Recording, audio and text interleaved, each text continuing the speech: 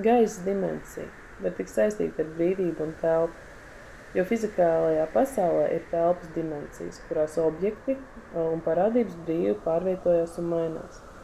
Gaisas dimensija ir saistīts ar brīvību, pārvietošanos un elpu.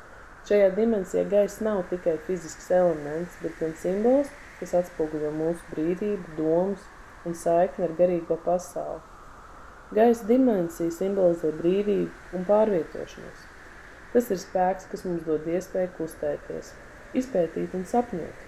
Gaisa plūsma ir saistīta ar pārvietošanos un maiņām dzīvē. Tās mudina mūs būt elastīgiem, pielāgoties jaunām situācijām.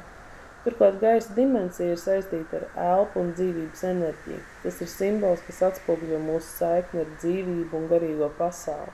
Gaisa kustība ir saistīta ar domām, izjūtām un intelektu, un tas mudina mūs būt atvērtiem jaunām idejām un iespējām. Tomēr gaisa kā dimensija tiek saistīts arī ar neskaidrību un nemitīgu pārvietošanos. Tas var simbolizēt nekoncentrēšanos un nespēju saglabāt stabilitāti. Šādā veidā gaisa dimensija mums atgādina, ka ir svarīgi atrast līdzsvaru starp brīvību un disciplīnu, lai attīstītos un augtu. Kopumā gaisa dimensija mums atgādina par brīvību, domām un dzīvības enerģiju. Tas ir spēcīgs simbols, kas mudina mūs būt elastīgiem, atvērtiem un pielāgoties, lai izbaudītu dzīvi pilnāk.